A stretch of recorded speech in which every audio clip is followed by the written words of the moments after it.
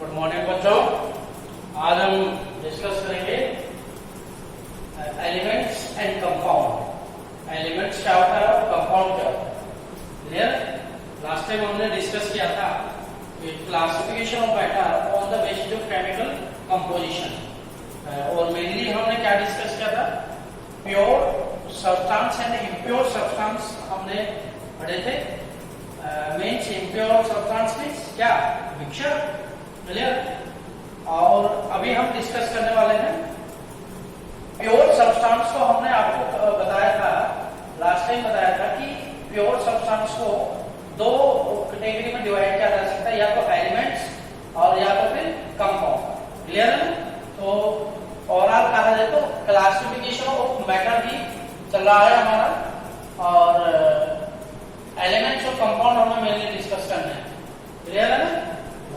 Element और compound. Clear है ना? बिल्कुल।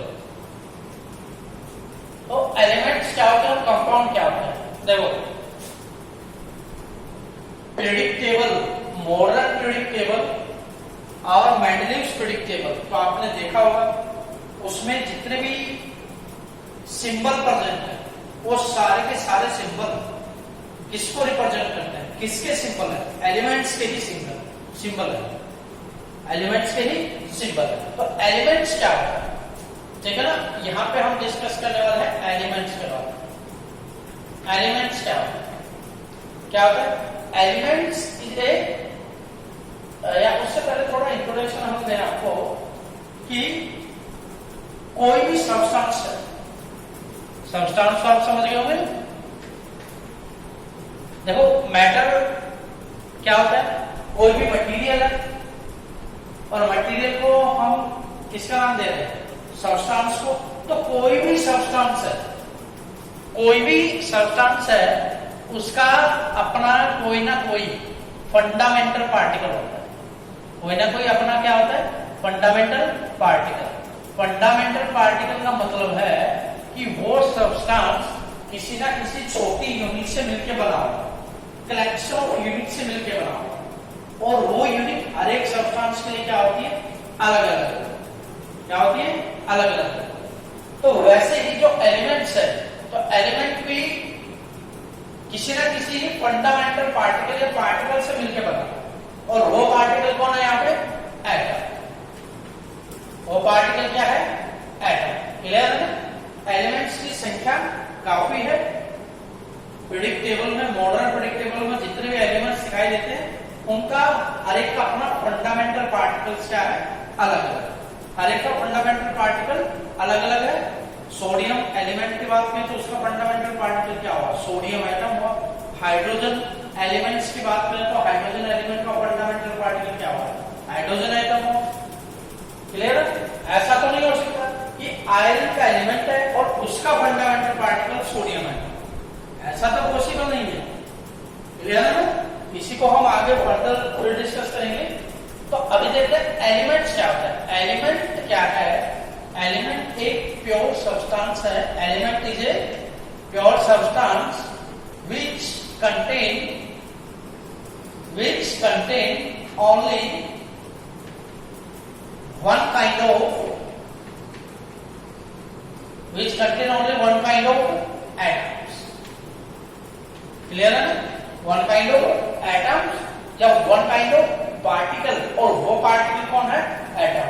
हमने यहाँ पे एटम क्यों बोला, क्योंकि एलिमेंट्स का फंडामेंटल पार्टिकल, उसको मैं एफपी से रिप्रेजेंट कर रहा हूं शॉर्ट टर्म में। एफपी का मतलब फंडामेंटल पार्टिकल। एलिमेंट्स का क्या हो, एटम हो। क्लियर है? ये सबसे बेसिक इंफॉर्मेशन। ऐसे ही कंपाउंड का भी फंडामेंटल पार्टिकल होता है।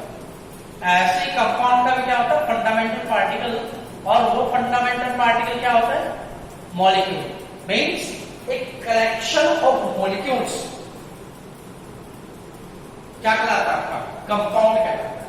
क्लियर है ना? तो हालांकि हम आगे पढ़ेंगे कि कंपाउंड और मॉलिक्यूल में क्या डिफरेंस होता है, और एलिमेंट और एटम में क्या डिफरेंस होता है। क्लियर है ना?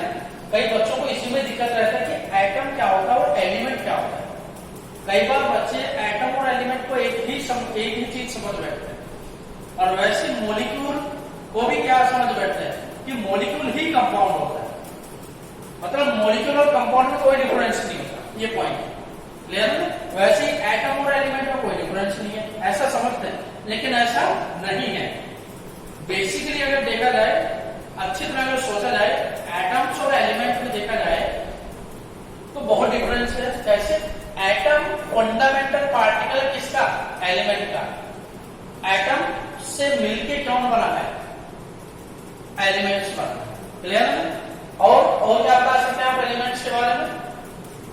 तो अब इसका मतलब थोड़ा ये क्यूरियोसिटी क्यों आ गया दिमाग में, तो ये एटम क्या होता है ये भी आ गया ना भाई। एलिमेंट किससे मिलकर बना है? एलिमेंट का फंडामेंटल पार्टिकल कौन है? एटम। तो दिमाग में क्लिक तो क्या होगा ना कि एटम क्या है, एटम क्या है, इसको हम आगे डिस्कस करेंगे। एटम क्या है, क्लियर है।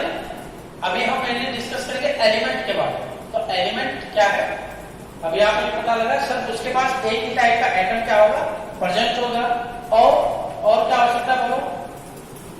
Element is the pure substance, या element is the pure substance also a simple substance which cannot be break down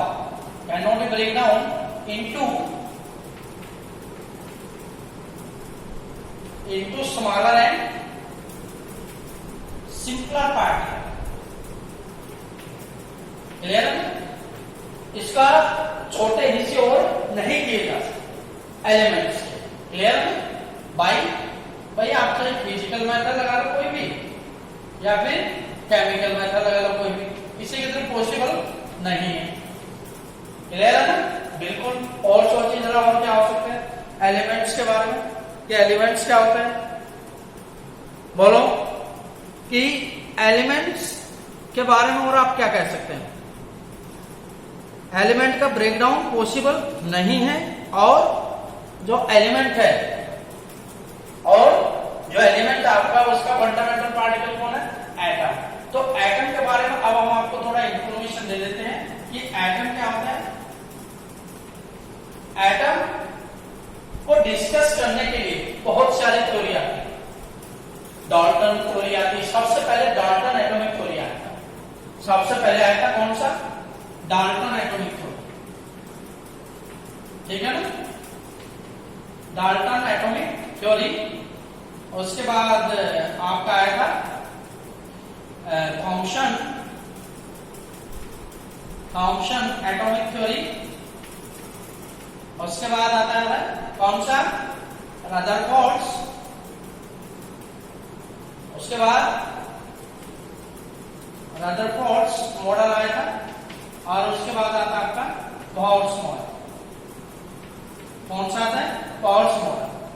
तो मैं इन चारों को कलेक्टिवली समाप्त करके एटम्स के बारे में आपको बताता हूं कि एटम्स जो है उसके बारे में हम क्या कह सकते हैं, ठीक है ना। तो हम कह सकते हैं एटम के जो फंडामेंटल पार्टिकल, अब एटम भी तो किसी न किसी से मिलकर बना होगा, क्लियर है। तो एटम का फंडामेंटल पार्टिकल क्या है? एटम के फंडामेंटल पार्टिकल्स कितने होते हैं? आपने सुना होगा 3 है। क्या नाम होंगे? इलेक्ट्रॉन, प्रोटॉन, और साथ में क्या? न्यूट्रॉन।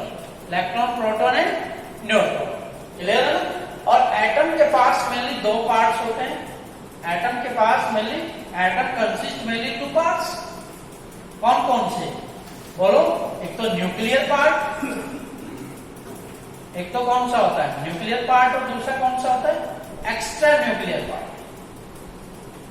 क्लियर है ना। न्यूक्लियर पार्ट वाले हिस्से को क्या बोलते हैं? न्यूक्लियस। क्या बोलते हैं? न्यूक्लियस। और न्यूक्लियस के अंदर कौन कौन रहता है? न्यूक्लियस के अंदर कौन कौन रहता है? एक तो आपका प्रोटॉन रहता है, और कौन सा रहता है आपका? न्यूट्रॉन। प्रोटॉन प्लस न्यूट्रॉन दोनों कहां रहते हैं? न्यूक्लियस के अंदर, ठीक है ना। और इनके चारों तरफ सराउंडिंग में क्या रहती है? सेल्स। क्या रहती है? सेल। और सेल के अंदर कौन रिवॉल्व करता है? सेल के अंदर कौन रिवॉल्व करता है? इलेक्ट्रॉन। तो इसको हम एक थोड़ा डायग्राम के थ्रू में रिप्रेजेंट कर सकते हैं। मान लो एटम के अंदर ये न्यूक्लियस है, इसके अंदर कौन है, प्रोटॉन है, प्लस कौन है, न्यूट्रॉन है, ठीक है ना। और ये आपका कौन सा सेल हो जाता है, आपका सेल है ये। और सेल के अंदर अभी अभी हमने आपको बताया कौन रिवॉल्व करता है, सेल के अंदर कौन रिवॉल्व करता है, इलेक्ट्रॉन्स रिवॉल्व करते हैं। और खास बात ये सेल को भी पर्टिकुलर नाम दिया गया है, ये के सेल है, ये एम सेल है, ये एन सेल है, और ये कौन सा है, एन सेल। क्लियर है ना, ऐसे ही सेल चलते जाएंगे। ओके, अब इनमें भी थोड़ा इंटीग्रेशन किया गया है कि किस सेल में कितने इलेक्ट्रॉन आ सकते हैं, ठीक है। ये क्या है आपके सेल्स है, और यहाँ पे कौन रिवॉल्व करता है, इलेक्ट्रॉन रिवॉल्व करता है। अच्छा, पॉइंट है क्या, किसी कोई पर्टिकुलर सेल है उसमें कितने इलेक्ट्रॉन रिवॉल्व कर सकते हैं, तो डिपेंड करता है एक रूल के थ्रू, 2n स्क्वायर रूल के, इसके थ्रू 2n स्क्वायर रूल के। पहली सेल n का मतलब है नंबर ऑफ सेल, कौन सा सेल है, ठीक है ना। पहला सेल है तो एक को करिए तो कितने इलेक्ट्रॉन होंगे, पहली सेल में मैक्सिमम कितने इलेक्ट्रॉन रिवॉल्व कर सकते हैं, दो को कब कीजिए। दूसरी सेल में मैक्सिमम कितने रिवॉल्व कर सकते हैं, 8। तीसरे में कितने रिवॉल्व कर सकते हैं मैक्सिमम, बोलो 18 इलेक्ट्रॉन। और फोर्थ सेल में कितने रिवॉल्व कर सकते हैं, 32 इलेक्ट्रॉन। ऐसे है। ये थोड़ा सा इंट्रोडक्शन था एटम्स के बारे में। एटम का भी फंडामेंटल पार्टिकल है, इलेक्ट्रॉन है, प्रोटॉन है, न्यूट्रॉन्स है। क्लियर है ना। जो प्रोटॉन और न्यूट्रॉन्स जो कलेक्टिवली रहते हैं इनको हम बोलते हैं न्यूक्लियॉन्स। क्या बोलते हैं इनको, न्यूक्लियॉन्स। क्लियर है। तो ये थोड़ा सा इंट्रोडक्शन था जिसके बारे में एलिमेंट्स क्या होता है और एटम क्या होता है। क्लियर है ना, ठीक है। ये हमने इंट्रोडक्शन जो आपको बताया ये चारों मॉडल्स का समअप था। क्लियर है। बाकी इनका अलग अलग से डिटेल से पढ़ा जाएगा। अब हम बात करते हैं कंपाउंड पे। क्लियर है, कंपाउंड की बात करते हैं। तो कंपाउंड क्या होता है, कंपाउंड भी तो एक प्योर सब्सटेंस है। कंपाउंड भी क्या है, प्योर सब्सटेंस विच किससे बना हुआ होता है, which made up of at least 2 or more than 2 types of elements। ये खास बात है कि जो कंपाउंड आपका वो दो या दो से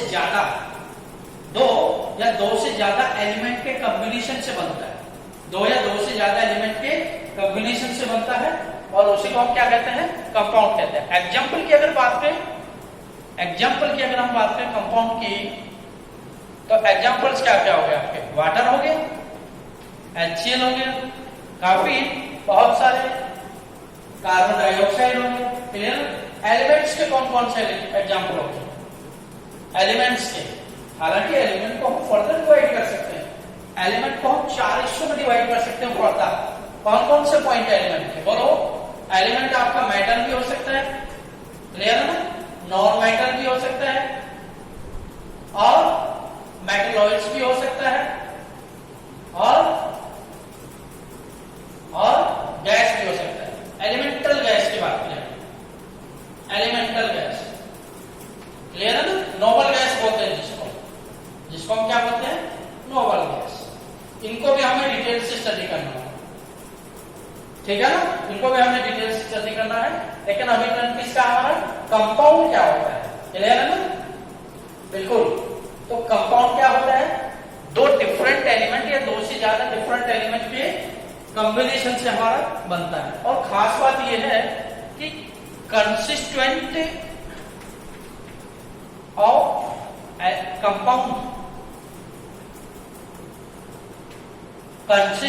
compound can be separated by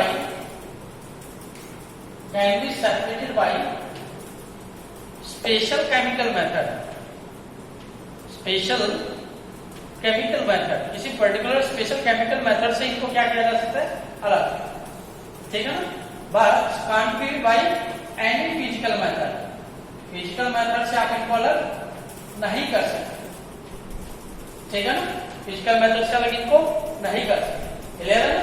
और आप क्या कर सकते हैं, कंपाउंड आपका जनरली कैसा होता है, कंपाउंड आपका जनरली होमोजीनियस होता है, कैसा होता है, होमोजीनियस। और कंपाउंड आपका जो बनेगा, कंपाउंड आपका जब फॉर्म होगा तो केमिकल चेंज के थ्रू फॉर्म होगा, किसके थ्रू होगा, केमिकल चेंज के थ्रू फॉर्म होगा, क्लियर है ना। और केमिकल चेंज अगर हो रहा है तो पक्का है वहां पे क्या होगा, देयर इज एब्जॉर्प्शन और रिलीज ऑफ एनर्जी होगा, देयर इज पक्का वहां पे क्या होगा, एब्जॉर्प्शन हो गया, रिलीज ऑफ एनर्जी किस किस की फॉर्म में, इन द फॉर्म ऑफ क्या क्या, हीट, लाइट और भी क्या हो सकता है, इलेक्ट्रिसिटी हो सकता है, हीट, लाइट एंड इलेक्ट्रिसिटी हो सकता है। ये आप अलग अलग पॉइंट बने, ये अलग पॉइंट, ये अलग पॉइंट और ये अलग पॉइंट बना, क्लियर है ना, बिल्कुल। अच्छा, और क्या है कि एलिमेंट जो कंपाउंड है, property of compound, property of compound जो है वो डिफरेंट होती है, क्या होती है, डिफरेंट होती है from the consistent element, from their consistent element, clear है ना। कैसे, जैसे अगर हम एक एग्जाम्पल लें, कैसे डिफरेंट होता है, एग्जाम्पल लिया जाए, जैसे आपका वाटर है, क्लियर है ना, तो वाटर किस किस से मिलकर बना है, वाटर किस किस से मिलकर बना है, बताओ, वाटर आपका मिलकर बना है हाइड्रोजन से और किससे, ऑक्सीजन से, दोनों मिलती हैं तब आपको क्या बनाती है, वाटर। रिएक्शन है ना आपका, याद है तो H2 plus O2 it gives H2O, आप इसको बैलेंस भी कर सकते हैं इजीली, क्लियर है ना, ठीक है। तो हाइड्रोजन जो गैस होती है वो कैसी गैस होती है, कंबस्टाइल या नॉन कंबस्टाइल, हाईली कंबस्टाइल होती है, इसका नेचर तो कैसा होता है, कंबस्टाइल, ठीक है ना, कंबस्टाइल।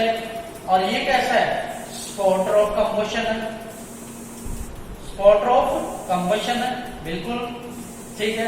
अच्छा, लेकिन वाटर के इन दोनों का मिला जुला कैरेक्टरिस्टिक्स रहता है, बिल्कुल नहीं, इन दोनों कंसिस्टेंट एलिमेंट से क्या रहता है, दोनों कंसिस्टेंट एलिमेंट से क्या रहता है, एकदम अलग रहता है, क्लियर है।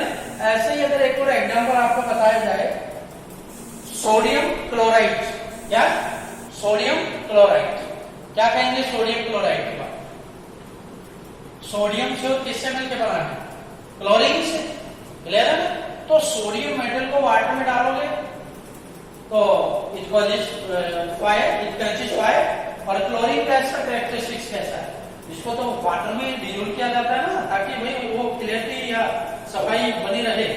लेकिन सोडियम क्लोराइड का कहां यूज करते हो, इसको तो टेबल साल्ट बोला गया, क्या बोला गया है इसको, टेबल साल्ट। तो कहने का मतलब ये है कि जो प्रॉपर्टी होती है किसी भी कंपाउंड की और जिससे वो एलिमेंट से बनता है उसकी बहुत डिफर होती है, बहुत ज्यादा डिफर होती है। ये कुछ एग्जाम्पल हमने एग्जाम्पल के तौर पे आपको बताया, क्लियर है ना। वैसे ही जो कंपाउंड होता है उसका जो कंपोजिशन होता है, कंपोजिशन होता है वो कैसा रहता है, डिफाइनाइट कंपोजिशन रहता है, ठीक है ना। यहाँ पे हम एक पॉइंट और ऐड करना चाहेंगे कि प्योर सब्सटेंस मेड अप होता है टू और more element, more than two type of elements, और वो कैसे होते हैं, in fixed proportion by mass, clear है ना। कोई भी कंपाउंड बनेगा तो उसका एलिमेंट का प्रोपोर्शन क्या रहेगा, फिक्स। जैसे H2O है, हाइड्रोजन बोलो 2 और रेशियो क्या रहेगा, 16, यही रहेगा। वाटर के अंदर 2 रेशियो 16 रहेगा, ज्यादा तो मिलेगा ना प्रोपोर्शन, ज्यादा या कम रहेगा हाइड्रोजन ऑक्सीजन का। CO2 के अंदर क्या रहेगा, CO2 के अंदर देख लो 12 रेशियो क्या रहेगा, 32, क्लियर है। अगर रेशियो बदला, प्रोपोर्शन बदला, अगर प्रोपोर्शन वेरी किया, if proportion very, if proportion vary, then क्या होगा, न्यू कंपाउंड फॉर्म। अगर प्रोपोर्शन वेरी किया तो नया कंपाउंड बनेगा। जैसे भाई आपका वाटर पे ले H2O2, बोलो 2:16 और 2:32, ऑक्सीजन का रेशियो थोड़ा चेंज हो गया। चेंज होते क्या होगा, एक वाटर है हाइड्रोजन परऑक्साइड, दोनों का अलग अलग है ना एकदम। एक ऑक्सीजन रिच स्पीशीज है H2O, क्लियर है ना, बिल्कुल। और हम क्या कह सकते हैं, अब आपके पास लास्ट आता है क्या, कि जो कंपाउंड है ना, एक पॉइंट और लिख लो, होमोजीनियस है तो उसका कंपोजिशन डिफाइनाइट है। कैसा है, डिफाइनाइट कंपोजिशन। अब सबसे इंपॉर्टेंट पॉइंट आपसे डिस्कस करने जा रहा हूं मैं, लास्ट पॉइंट है, क्लियर है ना। क्या पॉइंट है, देखिए कि मॉलिक्यूल्स और कंपाउंड में डिफरेंस क्या होता है। क्या चीज, मॉलिक्यूल्स और कंपाउंड, मॉलिक्यूल और कंपाउंड में डिफरेंस क्या होता है, क्लियर है ना। मॉलिक्यूल और कंपाउंड में डिफरेंस क्या होता है, क्लियर है ना। मॉलिक्यूल्स क्या होता है, देखो कंपाउंड में मॉलिक्यूल होते हैं, कंपाउंड में मॉलिक्यूल होते हैं, या एक टर्म हम कहें कि सारे ऑल कंपाउंड्स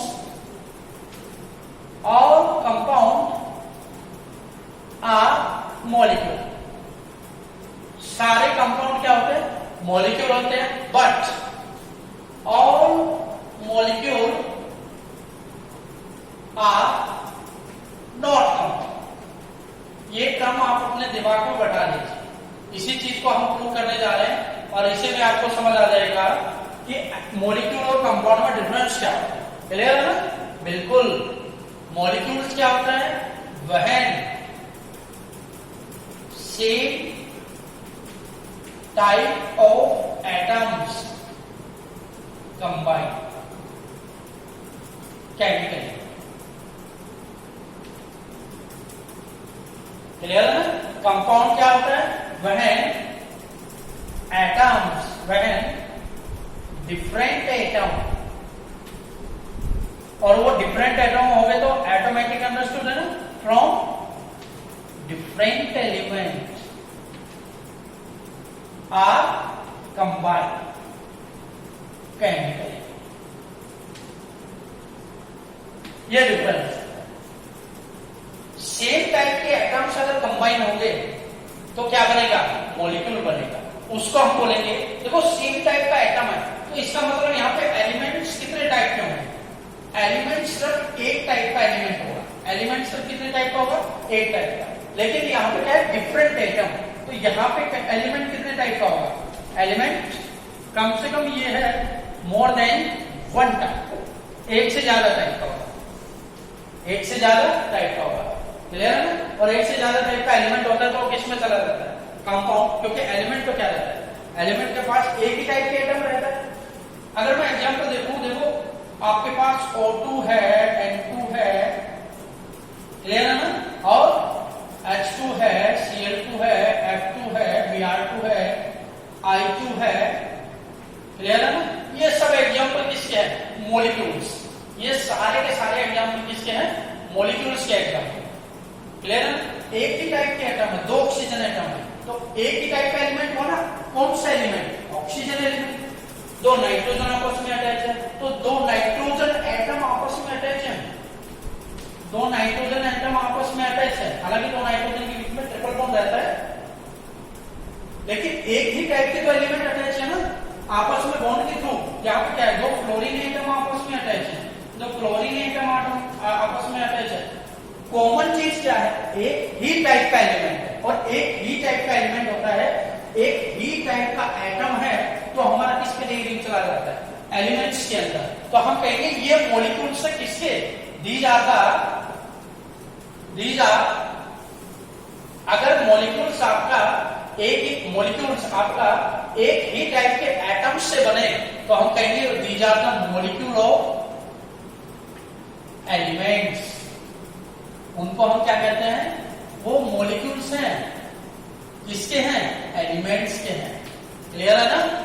ठीक है, यही चीज मैं यहाँ क्लियर करना चाह रहा हूं कि वह डिफरेंट एटम, देखो जब डिफरेंट एटम की बात आ गई तो एटम एक से ज्यादा टाइप का, एटम एक से ज्यादा टाइप का, और एटम एक से ज्यादा टाइप के हैं, मतलब वहां पे कितने फंडामेंटल पार्टिकल एग्जिस्ट कर रहे हैं, दो टाइप के फंडामेंटल पार्टिकल, तो मतलब दो टाइप के हैं, तो एलिमेंट्स कितने आएंगे वहां पे, मिनिमम दो तो रहेंगे ना, मिनिमम क्या करेंगे, दो एलिमेंट्स आपस में कंबाइन करते हैं, उसी को हम क्या कहते हैं, कंपाउंड कहते हैं। एग्जांपल हमने लिया तो वाटर हो गया, CO2 हो गया, HCl हो गया, भाई मिनिमम दो है, दो से ज्यादा भी हो सकता है ना, क्लियर है ना, HNO3 हो गया, काफी है यहाँ पे, ठीक है ना।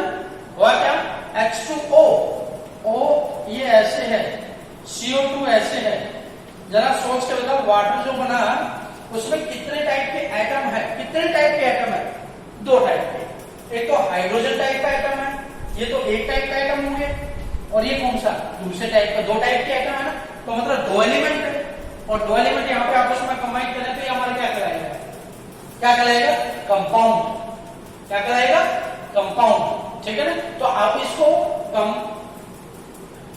कंपाउंड कराएगा, ठीक है। देखो ये मॉलिक्यूल भी है, लेकिन ये क्या इसको और इसको हम मॉलिक्यूल्स ऑफ एलिमेंट बोल सकते हैं, कभी भी नहीं बोल सकते। हम इसको कहेंगे ये सारे के सारे जो हमने एग्जांपल लिए हैं, ये क्या है, ये सारे के सारे जो हमने एग्जांपल लिए हैं, ये भाई सारे के सारे क्या हैं, मॉलिक्यूल्स हैं, लेकिन किसके हैं, कंपाउंड के हैं, किसके हैं, कंपाउंड के मॉलिक्यूल हैं। तो ये बेसिकली क्या होता है, डिफरेंस होता है मॉलिक्यूल और कंपाउंड के अंदर। अब आप खुद सोचिए, केमिस्ट्री के अंदर तो केमिकल की बात होती है, कंपाउंड की बात होती है, मॉलिक्यूल की बात होती है, क्लासिफाई कीजिए। अब जो हम टर्म लेके चले थे क्या, कि सारे के सारे कंपाउंड क्या होंगे, मॉलिक्यूल, क्या ये बात सही है, एटम आपस में कंबाइन हो रहे हैं, क्लियर है। देखो एक चीज और मैं सबक करता हूं, क्या चीज, मॉलिक्यूल क्या होता है ये बताओ,